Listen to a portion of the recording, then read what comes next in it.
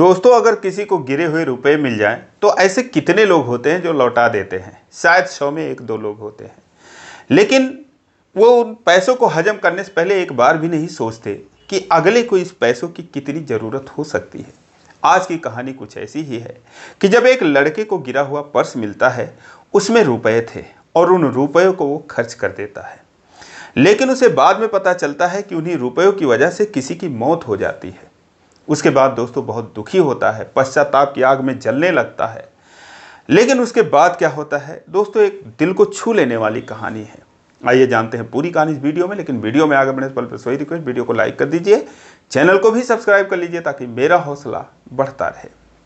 दोस्तों, ये कहानी है तमिलनाडु के कन्याकुमारी की। एक लड़का जिसका नाम कमलनाथ उर्फ कमल होता है, एक होटल पर वो काम करता था। 6,000 रुपये उसको सैलरी मिलती थी। 25 साल उसकी उम्र होती है। घर में माता पिता थे, थोड़ी बहुत खेती थी और पिता वही उसकी खेती करते थे। एक दिन की बात है 2022, यह है फरवरी महीने की, जब वो अपने काम से घर को जा रहा था। साइकिल से जा रहा था। रास्ते में एक गिरा हुआ पर्स मिलता है, उसे वो उठा लेता है, अपने शर्ट में छुपा लेता है और फिर उसके बाद उसे लेकर अपने घर चला जाता है।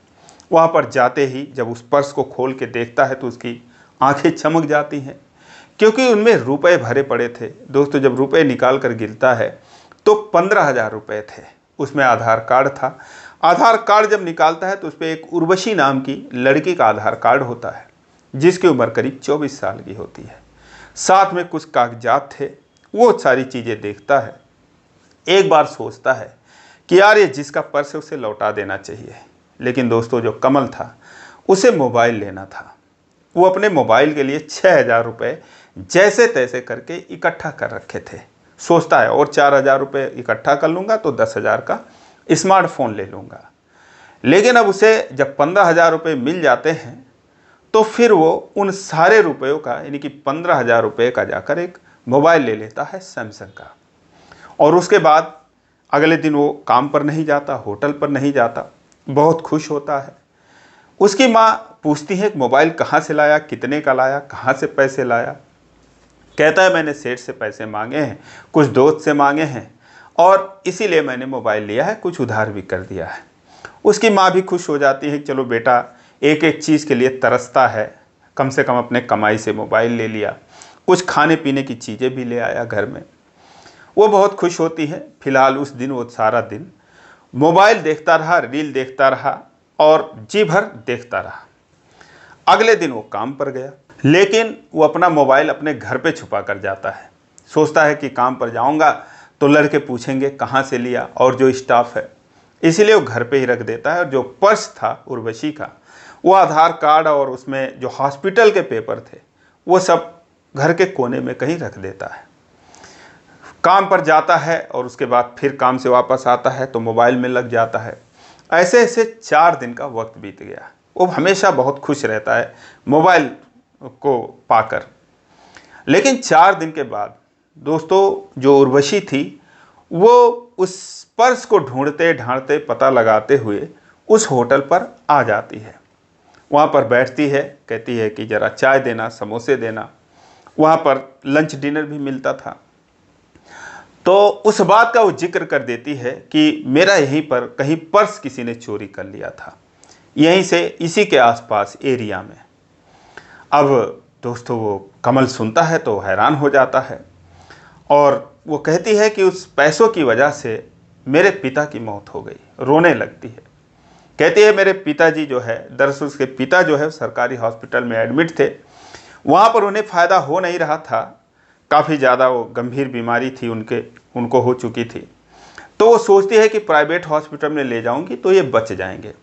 इसीलिए वो 15,000 रुपये कहीं से ब्याज पर निकाल कर ला रही थी कि जो है मैं अपने पिता को प्राइवेट हॉस्पिटल में ले जाऊंगी, एडमिट कराऊंगी और उसके बाद और पैसे लगेंगे तो इधर उधर से इंतजाम कर लूँगी। दोस्तों, जो उर्वशी थी वो 3 बहनें थीं। उससे बड़ी बहन का नाम पार्वती होता है, एक छोटी बहन थी और माता पिता थे। तो पिता ही उसके लिए सब कुछ थे। घर की जिम्मेदारी पिता ही संभालते थे। लेकिन उनकी बीमारी इतनी बढ़ जाती है कि पूरा परिवार बिखर जाता है। और जब उस दिन वो पैसे उसके गिर जाते हैं, हॉस्पिटल जाती है रोते गाते। अपने पिता को कहीं ले नहीं जा पाती और उसी दिन उनकी मौत हो जाती है। मौत होने के बाद उनका वो अंतिम संस्कार वगैरह करते हैं। 3-4 दिन के बाद वो थोड़ी सी जब उसे फुर्सत मिलती है तब वो पता लगाने के लिए वहाँ पर आती है। जब ये बात दोस्तों सुनता है कमलनाथ तो उसे पसीना हो जाता है, बहुत दुखी होता है, डर के मारे कांपने लगता है। उर्वशी जो है बद्दुआएं दे रही थी कि जैसे मेरे पिता की मौत हो गई उन रुपयों की वजह से, वैसे उसकी भी मौत हो जाए। कम से कम उसे हॉस्पिटल का पर्चा दिखा होगा, इतना अंधा तो था नहीं कि रुपए देख लिए और उसे पेपर नहीं दिखाई दिया। उससे समझ जाता कि किसी परेशान, किसी मजबूर का ये पर्स है, उसे लौटा देना चाहिए था। दोस्तों अब कमलनाथ के चाहता था कि मैं यहीं पर रो लूँ, लेकिन दोस्तों रो भी नहीं सकता था। फिलहाल उर्वशी वहाँ से चली जाती है, उसे बद्दुआएं देकर, गालियाँ देकर। जाने के बाद 3-4 दिन बीतते हैं, तभी दोस्तों पुलिस की टीम आकर होटल पर धमक पड़ती है और वो कमलनाथ को हिरासत में ले लेती है। होटल के मालिक जो हैं, जिनका नाम राजा राम होता है, वो कहते हैं क्या हुआ साहब, क्या किया इसने? वो कहते हैं कि इसने जो है चोरी की है। क्योंकि दोस्तों जो कमल था, जब उर्वशी वहाँ से चली जाती है तो उसे बड़ा पछतावा होता है। वो सोचता है कि यार मैंने बहुत गलत किया, मुझे ऐसा नहीं करना चाहिए था। जब अपने घर पे वापस जाता है तो मोबाइल देखने की उसकी हिम्मत नहीं हो रही थी कि इसको मैं ऑन कर लूँ, इसको चलाऊँ। फिलहाल वो सोचता है कैसे भी करके मुझे वो पैसे लौटाने हैं। मोबाइल लेकर जाता है दुकान पर, कहता है भैया इसको वापस ले लो। दुकानदार कहता है ऐसे कैसे, वापस तो मोबाइल नहीं होंगे। कहता है मुझे पैसों की बहुत सख्त ज़रूरत है, आप इसको वापस ले लीजिए, कुछ पैसे कम दे दीजिए। लेकिन दुकान वाला मना कर देता है कि बिका हुआ माल वापस नहीं होगा। तभी वहाँ पर काम करने वाले लड़के थे, एक लड़का बोलता है अगर 10,000 में देता है तो बताओ, मैं ले लूँगा। अब कमल कहता है भाई 15,000 का मोबाइल है, 1,000-2,000 कम दे दो, आप 5,000 कम क्यों दे रहे हो? वो कहता है मैं इससे ज़्यादा नहीं दे सकता। फिलहाल वो 10,000 का ही मोबाइल उसको वहाँ पर दे देता है। घर पे आता है, पहले से जो उसने 6,000 रखे थे उसमें भी 1,000 खर्च कर चुका था, 5,000 उसने रख रखे थे। जब वो 5,000 मिला देता है तो 10-5 15,000 हो जाते हैं। और फिर अगले दिन जाता है अपने सेठ के पास, बहुत ही रिक्वेस्ट करता है कि सेठ जी बहुत ज़रूरत है, एडवांस दे दो 5,000। वो 5,000 रुपये राजा राम से एडवांस ले लेता है और उसमें रख देता है, 20,000 हो जाते हैं। और फिर पर्स में वो 20,000 रुपये रख देता है। जाता है उस आधार कार्ड के एड्रेस पर और साथ में उर्वशी से पता चल भी गया था कि उसका घर कहाँ पर है, 6-7 किलोमीटर दूर उसका घर होता है। तो उर्वशी के गांव में वो जाता है, उसके घर की रेकी करता है कि अगर उसका घर एग्जैक्ट पता लगाकर जब मौका लगेगा उसके घर में वो पर्स फेंक आएगा। और 2 दिन वो घूमता है, 1-2 घंटे समय निकालकर। जब उसे पता चल जाता है यही उर्वशी का घर है तो पर्स उसके चारपाई पर रखकर वो चला आता है। अब उसे ये भी नहीं पता कि वो पर्स उसे मिला या नहीं मिला। आकर अपने दिल का बोझ हल्का करके होटल पर काम करने लगता है। लेकिन ये 4-5 दिन के अंदर ये सब कर लेता है और इसी दौरान जो है पुलिस आकर उसे हिरासत में ले लेती है। राजा राम पूछते हैं क्या किया, तब बताते हैं कि ये वहाँ पर क्यों घूम रहा था। दरअसल वहाँ पर एक नेता होते हैं जिनकी पहुँच थोड़ी ऊपर तक थी, उनके घर में चोरी हो जाती है। पुलिस पर दबाव पड़ता है चोरों को पकड़ा जाए, तो इसीलिए वो सीसीटीवी फुटेज जब खंगालती है तो ये वहाँ पर घूमता हुआ दिखाई देता है। 2 दिन जो है संदिग्धों की तरह वहाँ पर घूम रहा था। तो इसकी वो पहचान करती है, इसके चेहरे की, पता चलता है ये होटल में काम करता है। और फिर आकर इसको हिरासत में लेती है, पूछती है तुमने नेताजी के घर में चोरी की, 7-8 लाख रुपए के जेवर चोरी हुए थे। वो कहता है साहब मैंने नहीं किया। तो कहते उधर क्यों घूम रहा था। अब ये किसी से बता भी नहीं सकता था, होटल पर भी किसी से जिक्र नहीं किया था कि मैंने वो पैसे पाए थे फिर ऐसे ऐसे मैंने करके वहाँ पर लौटाए हैं। लेकिन जब ये समझ जाता है कि वो फंस जाएगा तो फिर सच्चाई बता देता है कि मैं वहाँ पर गया था और किसी के पैसे मुझे लौटाने थे, किसी का पर्स लौटाना था। उसके बाद अब वो सही बोल रहा है या गलत बोल रहा है, इसका सत्यापन करने के लिए पुलिस जो है उर्वशी के घर जाती है उसे लेकर और कहती है कि ऐसे कोई जो है आपको पर्स मिला है।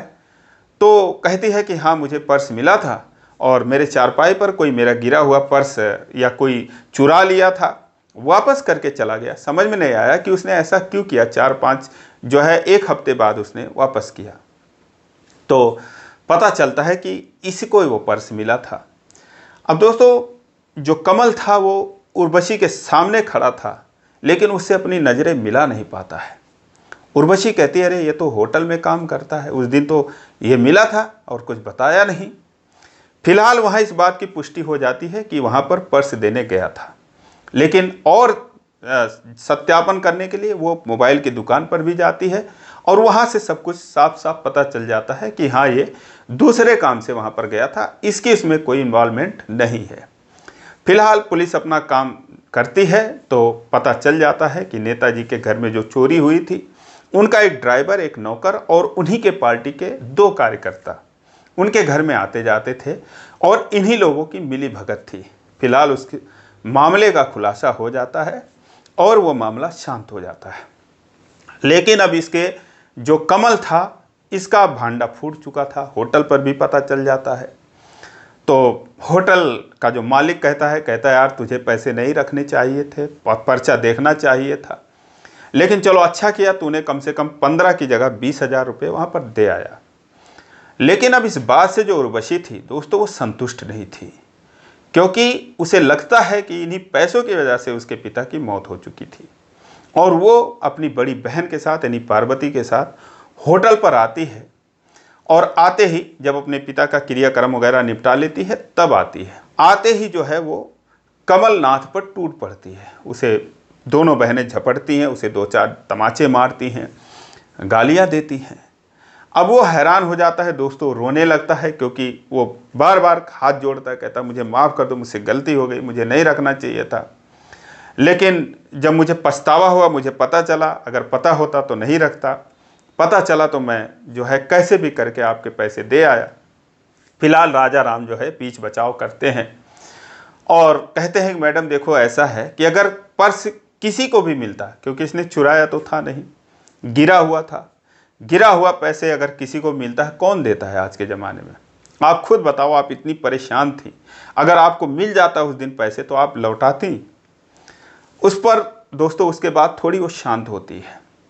उसके बाद राजा राम कहते हैं कि इसका देखो तुम्हारे उन 15,000 रुपये की वजह से, हालांकि ये भी मजबूर है, गरीब है, घर में इसके माता पिता हैं, ये है इसकी 2 बहनें हैं और इनके आगे पीछे और कोई है नहीं, छोटी थोड़ी बहुत खेती है, उससे गुजारा होता है। 6,000 रुपये की यहाँ नौकरी करता है।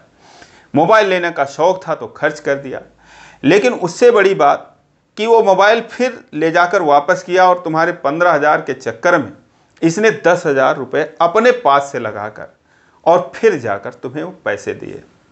मुझसे एडवांस मांग कर लेकर गया, बोला कि मेरी माँ की तबीयत खराब है, और फिर ले जाकर तुम्हारे घर पर दे रख आया। तो दिल का बुरा नहीं है, बस दिमाग इसका घूम गया क्योंकि इसको ज़रूरत थी। तो रही बात तुम्हारे पिता के मौत की, तो हमें भी दुख है इस बात का, लेकिन कोई किसी को मरने से रोक तो पाया नहीं है। क्या पता तुम और पैसे लगा देती तब भी नहीं बचते। कहते हैं सब कुछ जो है पहले से लिखा होता है, तो अगर तुम्हारे किस्मत में नहीं थे तुम्हारे पिता तो जो है नहीं वो बच पाए। लेकिन वो कहती है कि हमारे पिता ही हमारे लिए सब कुछ थे, क्योंकि वो 3 बहनें थी, माँ थी, पिता थे, अब उनके अलावा और कोई नहीं जेंट्स बचा।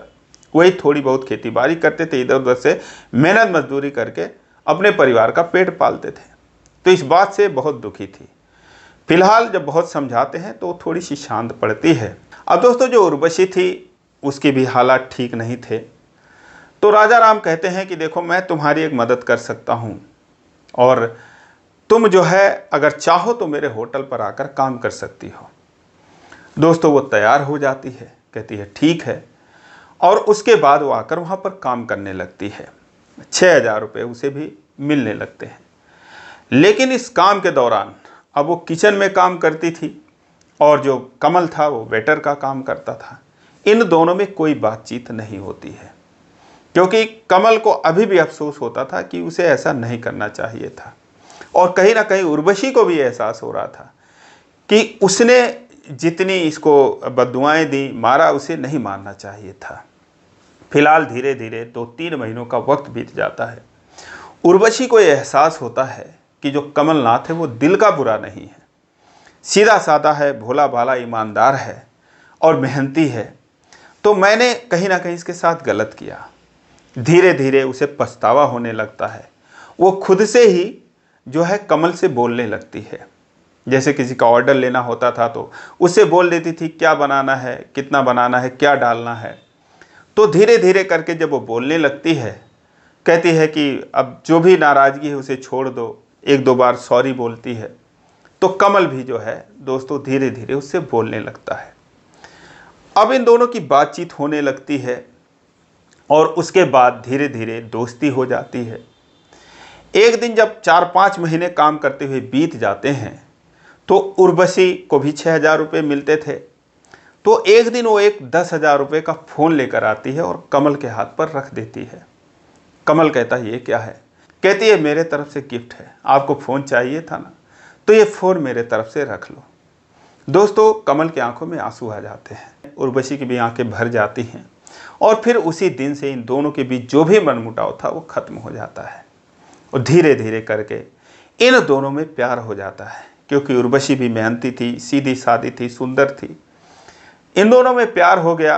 अब प्यार बहुत ही गहरा हो गया, बहुत गहरा लगाव हो गया। अब ये दोनों दोस्तों शादी करने का फैसला करते हैं, लेकिन इनके सामने मजबूरी थी कि जो कमल था उसके पास घर नहीं था और जो उर्वशी थी उसकी बड़ी बहन पार्वती थी, पहले उसकी शादी होनी थी। तो फिर ये फैसला करते हैं कि चलो नौकरी कर करके पहले अपनी स्थिति को सुधारेंगे, एक घर बनवाएंगे और बड़ी बहन की शादी करेंगे, उसके बाद जो है हम अपनी शादी करेंगे। उसके बाद जो भी थे वो छोटे छोटे थे, उसकी 2 बहनें थीं, उनका बाद में होता। लेकिन नौकरी से ये गुजारा इनका संभव था नहीं कि 6-6 हज़ार की नौकरी में 12,000 रुपये में क्या होता है। हालांकि वहाँ पे खाने पीने का मिल जाता था, लेकिन घर पे भी तो खर्चे थे। तो ये दोनों फैसला करते हैं कि चलो हम अपना काम शुरू करते हैं। ये 2022 से वहाँ पर इन दोनों की मुलाकात हुई थी। 2024 जब आ जाता है तो ये एक दिन राजा राम से कहते हैं कि ऐसा है कि हम अपना काम करना चाहते हैं। राजा राम कहते हैं कोई बात नहीं, करना चाहते तो कर सकते हो, हमारे तरफ से कोई पाबंदी नहीं है, कोई बंदिश नहीं है। क्या करना चाहते हो? तो कहते हैं कि हम जो कर रहे हैं यही करना चाहते हैं। कहते हैं ठीक है, यहाँ से कुछ दूर जाकर खोलना भाई, हमारे बगल में ही मत खोलना। तो वो कहते हैं ठीक है सेठ जी, आपके बगल में नहीं खोलेंगे। वहाँ से 500 मीटर की दूरी पर वो खुद ही एक जगह बता देते हैं कि वहाँ पर जाकर खोल सकते हो। वो दुकान वगैरह दिलवा देते हैं किराए पर, अपने क्रेडिट पर, और फिर ये दोनों वहाँ पर दोस्तों अपना होटल खोलते हैं, छोटा सा। पहले तो इनका नुकसान होता है 15 दिन 1 महीने, लेकिन फिर धीरे धीरे वहाँ पर ग्राहक आने लगते हैं और रोज़ 1,000-1,500 की आमदनी होने लगती है। स्टाफ की ज़रूरत पड़ी तो पार्वती भी आ गई और जो कमल था उसकी भी एक बहन आ जाती है काम करने के लिए वहाँ पर। दोस्तों धीरे धीरे ये हो गया कि 2024 बीतते बीतते इन्हें 40 से 50,000 रुपये महीने की आमदनी होने लगी। जहाँ पर इनको 12,000 ही रुपये मिलते थे, 40-50 हज़ार जब मिलने लगा तो फिर इन्हें जो करना था वो एक एक काम ये करने लगे। सबसे पहले ये पार्वती की शादी कर देते हैं, क्योंकि इसकी उम्र करीब 26-27 साल की हो चुकी थी। एक राशन की दुकान वाले से, जहाँ से ये लोग राशन वगैरह लाते थे, तो वो जो है पार्वती को पसंद कर लेता है। ये जब बातचीत करते हैं, एक दूसरे को दिखाया जाता है, शादी की बात फिक्स हो जाती है और फिर इनकी शादी जो है 2025 में हो जाती है। उसके बाद फिर ये काम करने लगते हैं और फिर कमलनाथ अपना 2 कमरे का घर बनवाता है। अब दोस्तों घर बन के कंप्लीट हो गया। उसके बाद फरवरी 2026 में आखिरकार कमलनाथ और उर्वशी ये दोनों शादी करते हैं, ठीक ठाक तरीके से शादी करते हैं और आज जो है ये दोनों बहुत ही खुश हैं, बहुत शानदार तरीके से रह रहे हैं। वो होटल चला रहे हैं और उनकी आमदनी भी अच्छी है। फिलहाल दोस्तों ये रही कहानी। कहते हैं कि सब कुछ पहले से फिक्स होता है, कभी कभी इस बात पर यकीन भी हो जाता है जब ऐसी घटनाएं सामने आती हैं। तो दोस्तों ये रही उर्वशी और कमलनाथ की स्टोरी। आपको कैसी लगी कमेंट में ज़रूर बताएं। इसी प्रकार की कहानियों के लिए इस चैनल को सब्सक्राइब करें। वीडियो को लाइक नहीं किया अभी तक तो लाइक कर दीजिए। फिर मिलेंगे अगले वीडियो में, तब तक के लिए जय हिंद।